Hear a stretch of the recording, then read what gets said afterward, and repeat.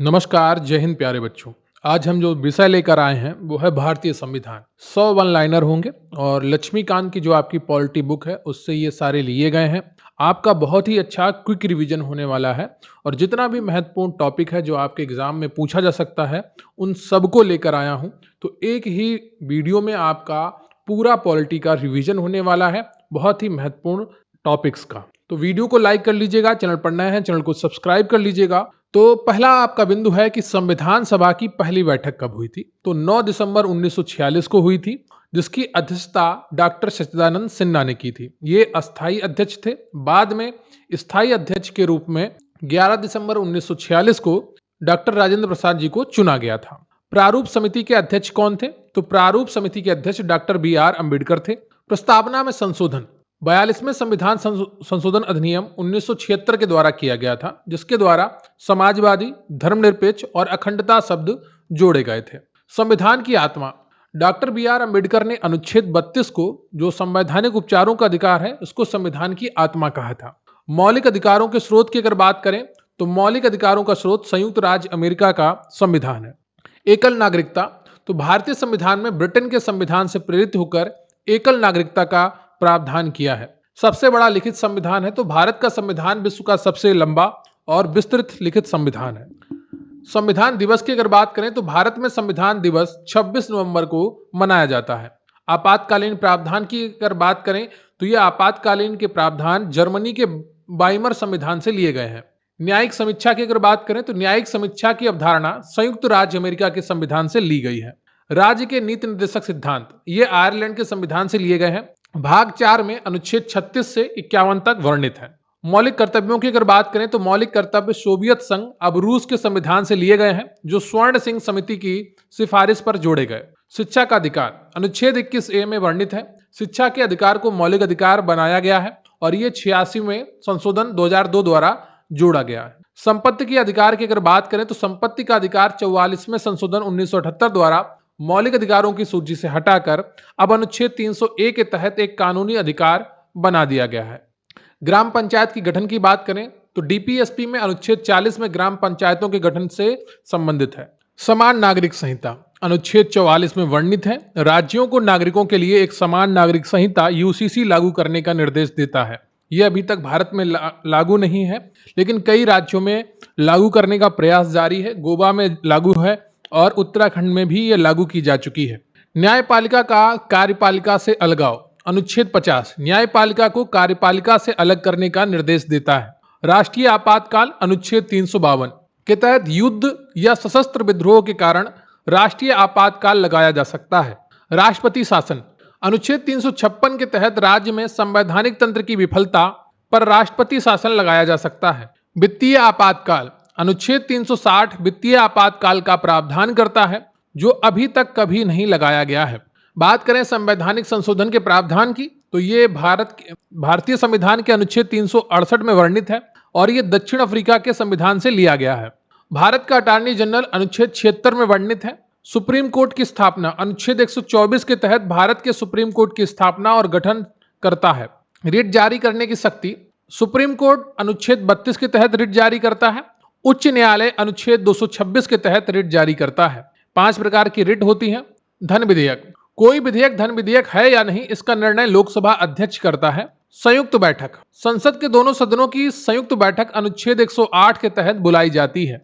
राष्ट्रपति का अध्यादेश राष्ट्रपति को अनुच्छेद 123 के तहत अध्यादेश जारी करने की शक्ति प्राप्त है।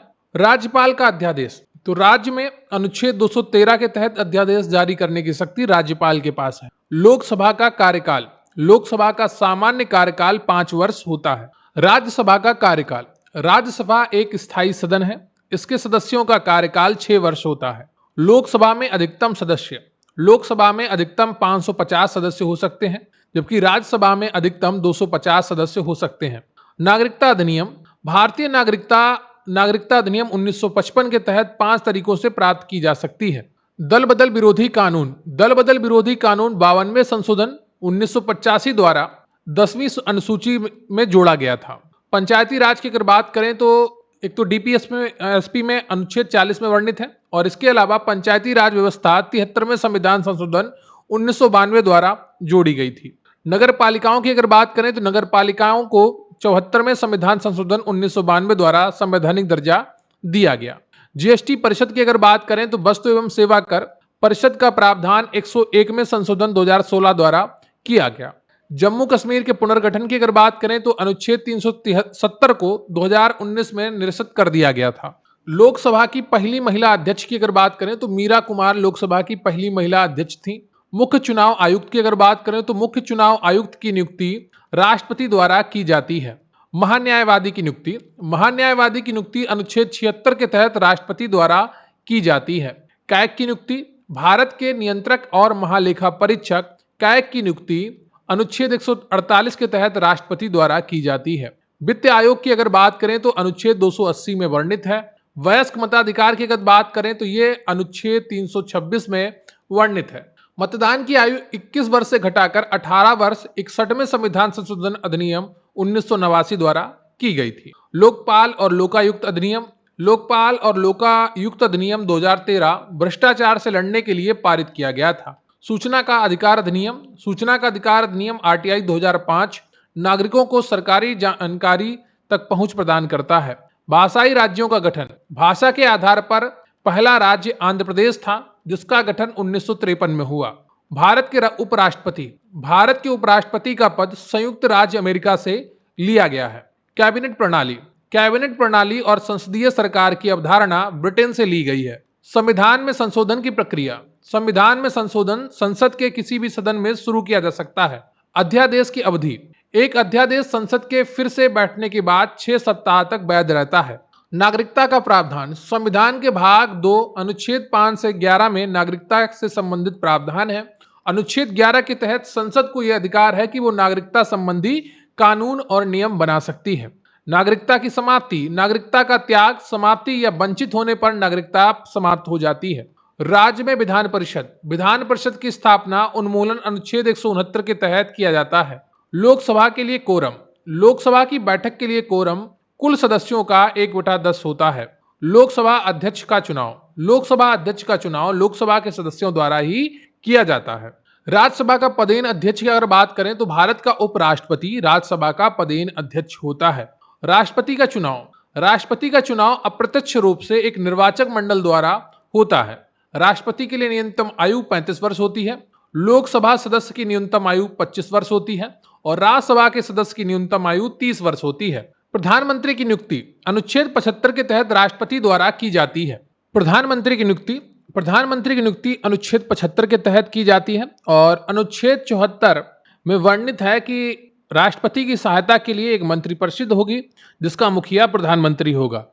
मंत्रिपरिषद का सामूहिक उत्तरदायित्व अनुच्छेद 75(3) के तहत लोकसभा के प्रति सामूहिक रूप से मंत्रिपरिषद उत्तरदायी होती है। अगर एक मंत्री के खिलाफ अविश्वास प्रस्ताव पारित हो जाता है तो सरकार गिरी हुई मानी जाएगी। सर्वोच्च न्यायालय का मुख्य न्यायाधीश की नियुक्ति राष्ट्रपति द्वारा की जाती है।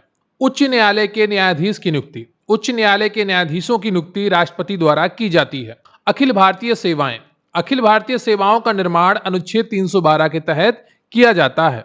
संघ लोक सेवा आयोग यूपीएससी के सदस्यों की नियुक्ति राष्ट्रपति द्वारा की जाती है। वित्त आयोग के अध्यक्ष की नियुक्ति राष्ट्रपति द्वारा की जाती है। 73वां संशोधन का उद्देश्य पंचायतों को संवैधानिक दर्जा देकर ग्रामीण सुशासन को मजबूत करना था।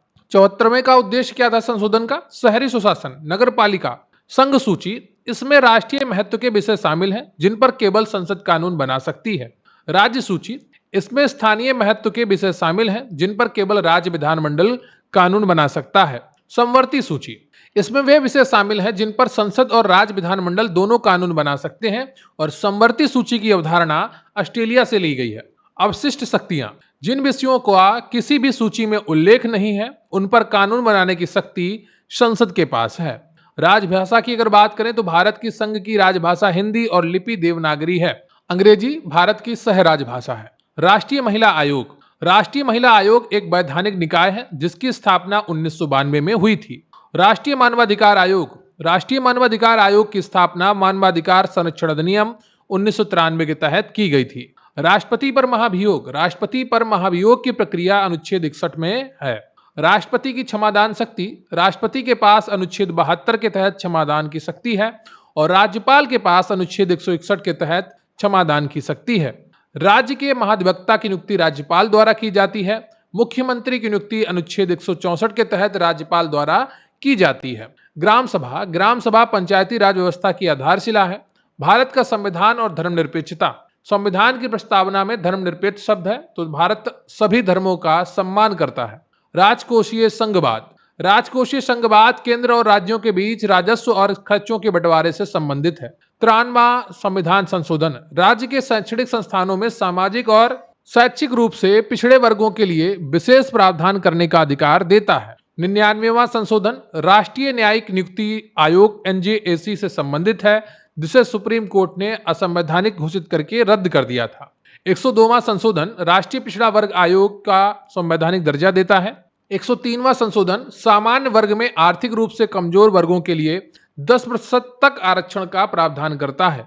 104वां संशोधन लोकसभा और राज्य विधानसभाओं में SC और ST के लिए सीटों के आरक्षण को 10 साल के लिए बढ़ाया गया। भारत के मुख्य न्यायाधीश की शपथ राष्ट्रपति दिलाते हैं। भारत के मुख्य न्यायाधीश को शपथ राष्ट्रपति दिलाते हैं और राज्यपाल को शपथ संबंधित राज्य के उच्च न्यायालय के मुख्य न्यायाधीश दिलाते हैं।